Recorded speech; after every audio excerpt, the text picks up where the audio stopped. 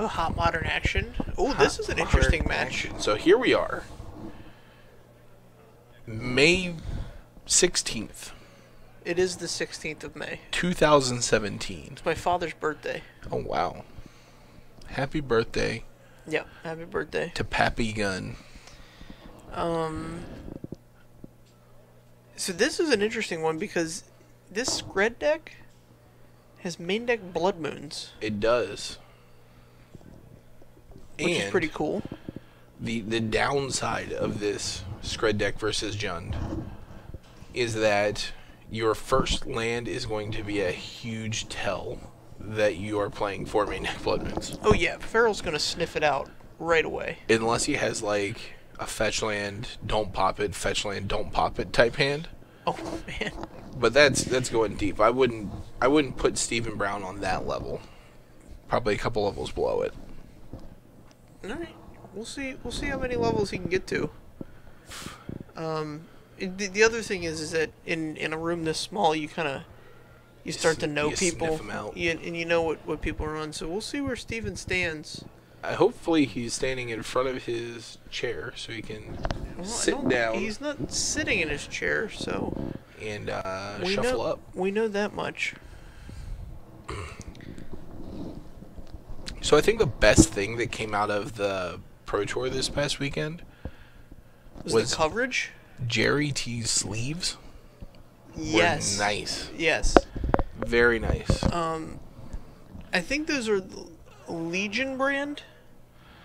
Usually does sleeves that are has like a So a fun back like that. you get the exciting picture and you sacrifice all of the quality. Yeah, the sleeves aren't very good. No, It would not surprise me if he just sleeved it before the top 8, Sure. and those were just his top 8 sleeves. I would not want to play 15 rounds in those sleeves. I don't know that I want to play 3 rounds in those sleeves now that you say that they're Legion. I mean, we can go check. I'm sure they're here at GameSwap Mason because GameSwap Mason has quite the diverse array of accessories. They do have a very nice sleeve selection. All right, both players going to 6. Yeah, they leave no sleeve behind. They have left some sleeves behind. What do you want that they don't have? I want red Ultra Pro Eclipse. Isn't that what we saw on camera last round? That Mardu deck and those bright red sleeves? No. What color of Eclipses are they carrying? Black? I'm sure they may have had them at one point. They don't have them now. Is my Okay. problem. I almost bought those at the GP because of their ferocity. They're highly ferocious. So he's got 2 lands, ships one to the bottom. And 2 lands in a Simian Spear Guide. Michael Farrell, we're going to see Oh, that's a demigod. a random... I mean, we've got... Bob. If we can draw Blood Moon, this is huge. No Blood Moon. Instead, we have everybody's favorite card that does nothing. Harsh Mentor. Red Grizzly Bear.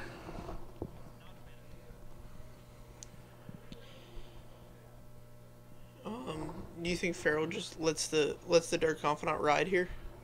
Yeah.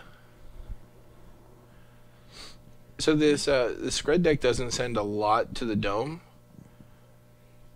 So I mean, you're fine getting down a little bit in life total.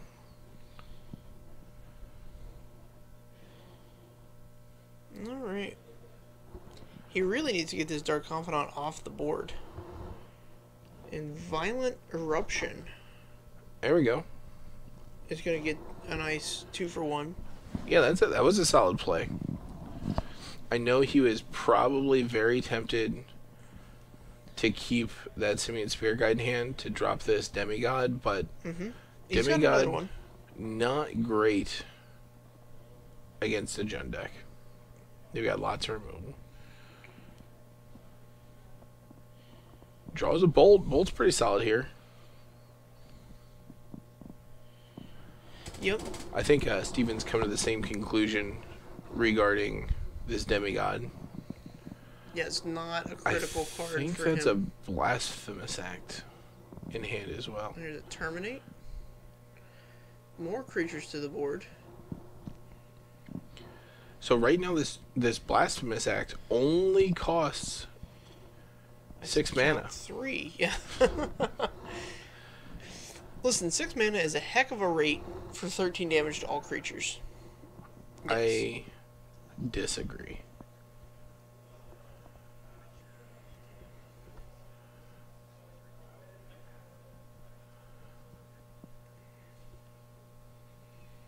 Alright.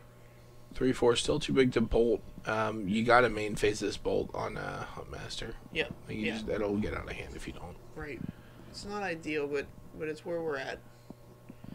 It's the life and times of a Skred player is what it is.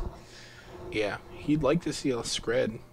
Oh man, a Skred would and really some more Snow Mountains. Would put him in this game. The old Kozilek's return shuffles him up. He does not want to play this Kozilek's return.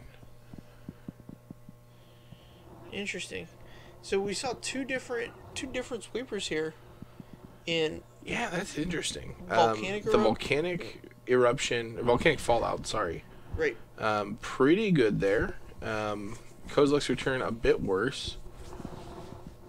Bring in the Molten Rains. Don't bring in the Crumble to Dust. Is that Boil? I would not be surprised if there was a Boil. Boil 9th edition All-Star. Yeah, 9th had some weird ones. Yeah. Okay, taking out the demigods. I can get behind that. Yep. Oh, putting demigods back in. Well, maybe we're just going to find them all. I would be out on Demigod, Kozilek's returns. Let's see, I got to find 6 of them. So depending on... I imagine this deck is a lot of 4-ofs. I think you'd be surprised. I see Chandra's. Yeah, Chandra's solid here. The one card that I see in the list of this deck that do well that I really like is the Mind Stone. Yeah. Over the Cold Steel Heart. Either or will do. I mean, I know some of them play scrying sheets, and I did see a scrying sheets there in order to maximize that snow permanent situation.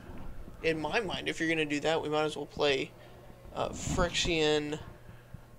What's that card? Friction Plower or Pummeler, where it untaps for a snow. It's a 3/4 for 3 that untaps for a snow. Yeah, it seems a bit loose. Okay. I always want to play a couple loose ones. Noted. Noted. I'm very close to having my Jund deck together, and I cannot wait to get out there one night and have you and Kyle back here just tearing me a new one about how badly I'm playing it. There's a lot of nuance to playing Jund, and a lot of players think it's just like you have good cards, so you just you have cards, so you cast cards. Yep. Man, I think Stephen Brown has made a grievous mistake here. So he's only sideboarding in 3 cards, which I'm fine with. I didn't like too many of his sideboard options, but of the cards I saw brought in Pithing Needle and Surgical Extraction.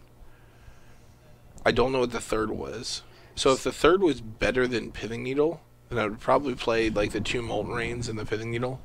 Right. Or the third card, rather. I'm 100% against Surgical Extraction. Yeah, it's not good. Not good here. I mean, there are certain matchups where you need it. Right. I mean, yeah, there's certain matchups where it's a necessary... Oh, we're just dropping cards. If you're playing a Tron matchup... I don't know that I'm a huge fan of Tron. Well, because he has so much other land destruction? Yeah, I think you're just, good against Tron. I don't think you need to do much boarding. Alright. This is the second playset of Boros Reckoners we've seen on camera tonight. That's true. I don't know that he runs the playset, but yeah. 2 Reckoner decks.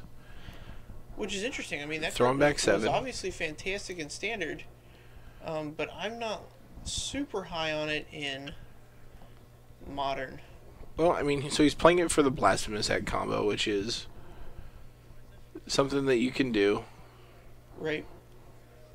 And I guess having that card in your deck makes Mind Stone not as good. Correct. But Mindstone in a turn 4 Planeswalker, I think, is where most decks want to be. I mean, usually they play Koth, but I could see him playing Chandra Torch of Defiance as well. Well, we saw that he is playing Chandra Torch of Defiance. Also, he's playing Demigod of Revenge, which Mindstone does not play nice with. Right. I'm just saying, if I were to build this deck, I'd want to be more in the 4-drop Planeswalker area than... You wouldn't build this deck. What? You wouldn't build this deck. Oh, you don't think I would play this deck? I think you might play it, but I wouldn't let you build it. You would start and be like, what are you doing with your life? You're right. You're absolutely I gotta correct. keep you grounded. You keep me grounded. You do.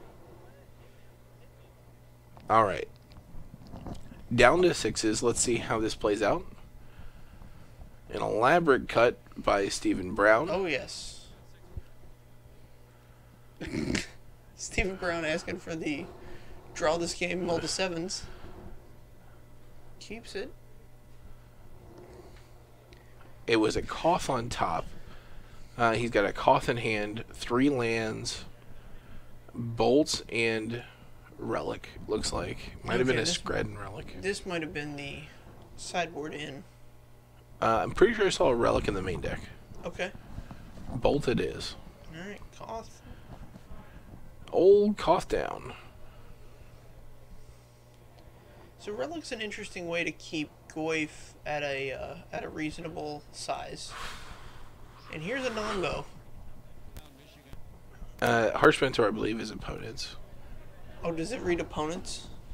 Okay, I was gonna say if you turn 1 artifact with an activated ability into turn 2 don't activate abilities.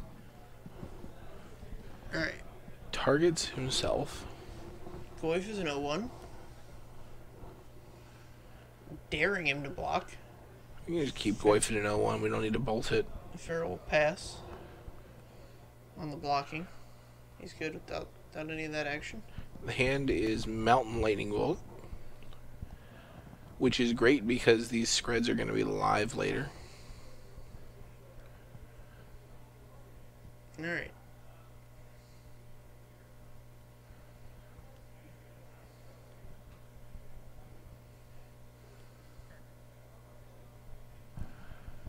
Good crack on that. Definitely need to draw a card here. Drew the Demigod of Revenge. I can think of worse cards to draw when you have 4 lands. Well, must not have been. Well, he drew the Demigod off of the Relic and then drew Relic for turn. Oh. Demigod costs 5, correct? Yes.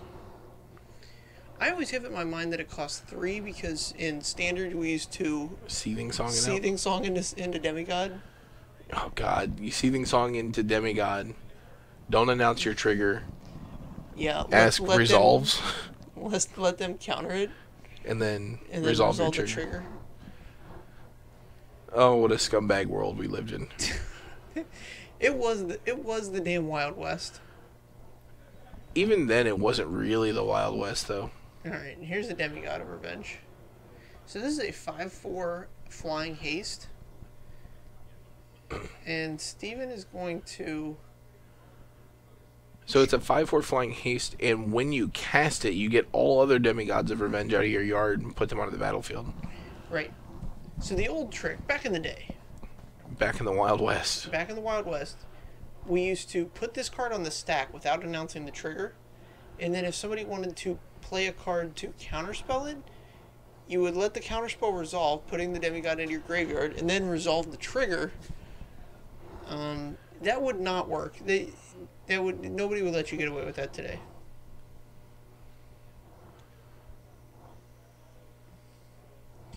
Alright, and Michael Farrell got Skredded. Yeah.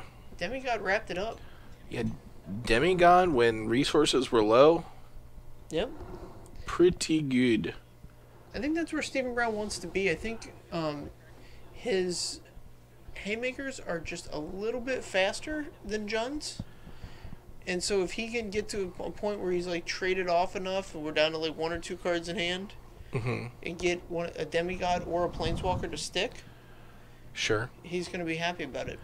So I think Farrell's haymakers are a lot less expensive than Steven's. You concur. So, I mean, what Farrell wants to do is, get on the board and then have a little bit of counter magic, or not counter magic, I'm sorry, removal as backup. Mm-hmm. Did not have any removal that game.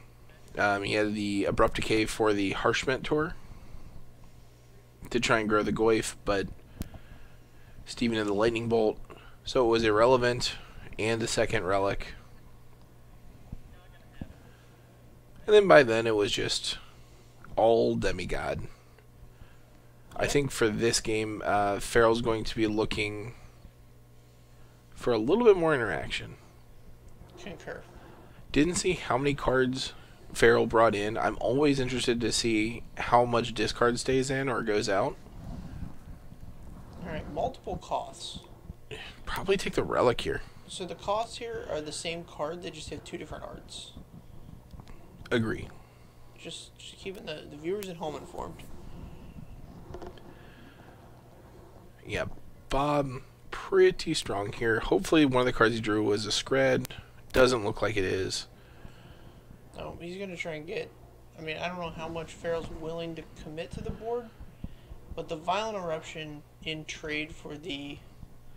Yeah, Goyf is perfectly fine here. Goyf has a 2/3. Yeah. We'll have 4 toughness by the time the Volcanic Fallout resolves. But I think you almost have to 1-for-1 to get to the... You do. And letting him draw this card is a big, big mistake. Yep. Yeah, with basically 8 bolts between your 4 Skred and your 4 actual Lightning Bolt, it's very unfortunate this Bob lived.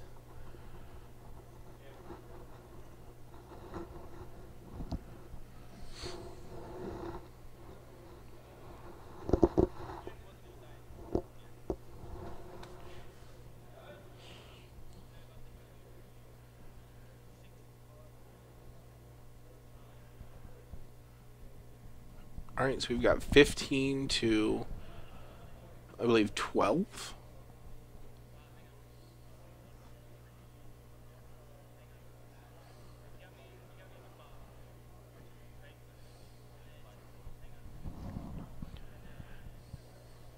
So we've got 11 to 15.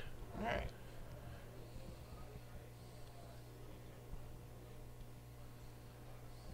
Game 2 is pretty solid here.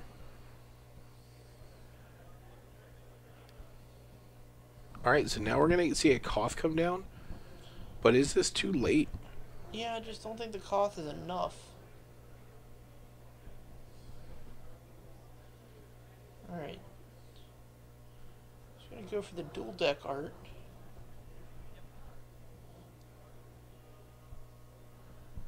Makes us land a creature. Not willing to attack in.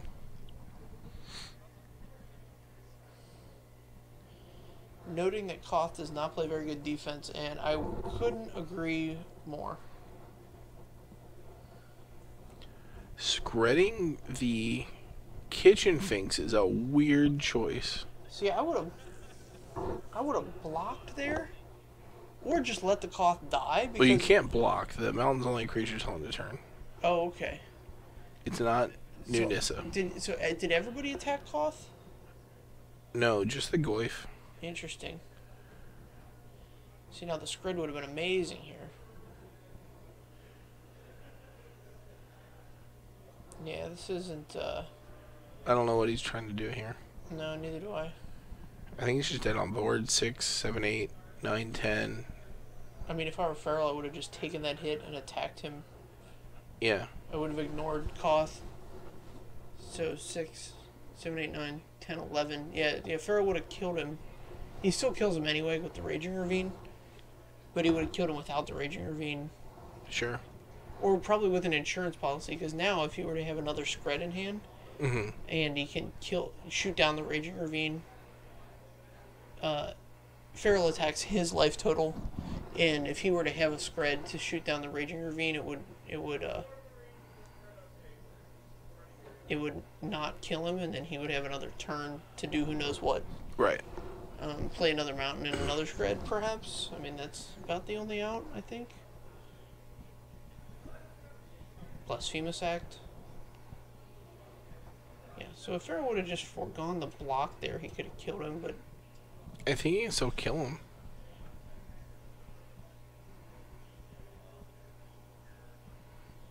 Alright, well, Farrell's choosing not to kill him. 5, 6, 5, 9, 10, 11, 12, 13.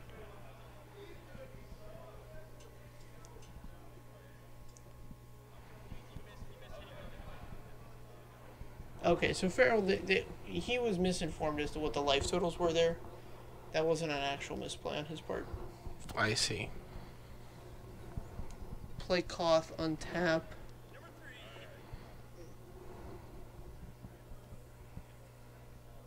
Yep. Yep, and this spells the end. That'll do it. Farrell a turn later than he had to, but takes it down nonetheless. Yeah, there's one reason to always verbally... I always verbally confirm life totals at the end of turns where one or both of us lost or gained life. At the end of every turn? That could be tedious. At the end of every turn, that life totals change. Okay.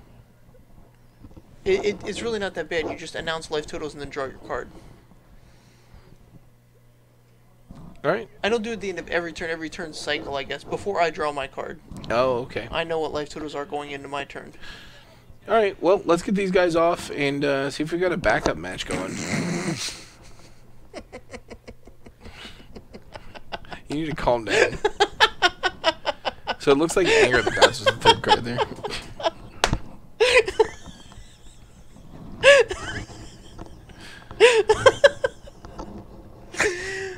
Are you alright? No, that was really funny. Oh, man. Alright, so we're going to watch the shuffling show here, I guess. I guess we don't have a backup. So, I think Jake assumes... If they go to game 3, I'll put them on. Oh, are they moving to game 3? If they go to game 3. Okay, so we're going to move into game 2. But we'll sit here and talk and look at this playmat for the next I've been left to put on right now. however long Just talk about something. it's going to take. Just talk. Jake So- has informed us to just talk about something. All right, So I want to talk. I've got a topic. You're going to talk about... So we didn't have to hurry to get these guys off. Well, I want them off as quickly as possible. So I want to talk about this Avril Lavigne died in 2003 conspiracy theory. So I haven't... Here's what I want to see if I'm going to like buy into this conspiracy theory. For those of you that don't know, a brief explanation. Okay, lay it down There's for a us. conspiracy theory that Avril Lavigne in 2003, when she was writing her second album, was very depressed. Already had what amounted to a body double when she moved to California because she wasn't used to the crowds. And the prevailing theory there, not prevailing, but the conspiracy theory is that Avril Lavigne killed herself in 2003 and her body double took over. Holy smokes! I didn't realize that the theory was a suicide theory. It is a suicide theory that she killed Ooh, herself. I'm really not about like I heard she just wanted to quietly dip out of the life. Oh no, she's dead in this theory. Okay. So in 2003, she was writing her second album, or I guess in 2002 she was writing her second album, and then her grandfather died, and she got really depressed, and like all year long would go on interviews, things like that, and would just end the interview in tears. Just very depressed. Yeah. So the theory is she killed herself, body double took over because she was in the height of her career, and now is a different Avril Lavigne from the skater boy days. Okay. So tell me what you want to believe. Okay, here's what I want to see if I'm going to buy into this theory. First of all, I want dental records. no. Okay, so first of all, the suicide thing adds like a very weird element for me. Like Yeah. I don't. I don't like to speculate on people's mental state like that. Correct. And certainly if anybody's, I hope people that are going through that find somebody to talk to. So that being said, I would want to see the theory I heard was that this person became like a close friend of hers. Yeah, they were close friends. I want to see the picture of them together. Like Picture I of want to them see together. I want to see the two of them in one place. Okay. Well, you can't because Avril Lavigne's dead. So. Right, but prior to her death, they were friends. So I want to see like a picture of them being, I'm sure that picture exists. Okay. The second thing, here's why I think this is it makes me want to believe it's true. Okay. Avril Lavigne came out with some like super blonde hair that looked awesome on her. Like it looked really good. Mm-hmm. And judging from the color of her hair beforehand, I mean, it's one of those hair colors that like you're not sure what's going to come out when you put lightener on it. And so like I'm going to assume that like the magic of Hollywood, like those guys out there are just fantastic. Like they're the best in the world. Right. And they can make the hair do whatever they need it to do. But that's why I think it could be true that she could have a body double. I certainly hope she's not dead. I love Avril Lavigne. A lot of people did. A lot of skater boys would not want her to say "see you later, boy." I know. Our mutual friend Pete has Yes. quite the affection. Yes, he once said that he would eat a strand of her hair so that he could be closer to her. so that she would be a part of him forever. Yes. I then pointed out that your body doesn't break down hair; it comes out the other end. So that sucks. Potentially comes out. Like it can get stuck in your stomach. You think? Oh yeah. I would be interested to do like a cadaver. Hold on just a second.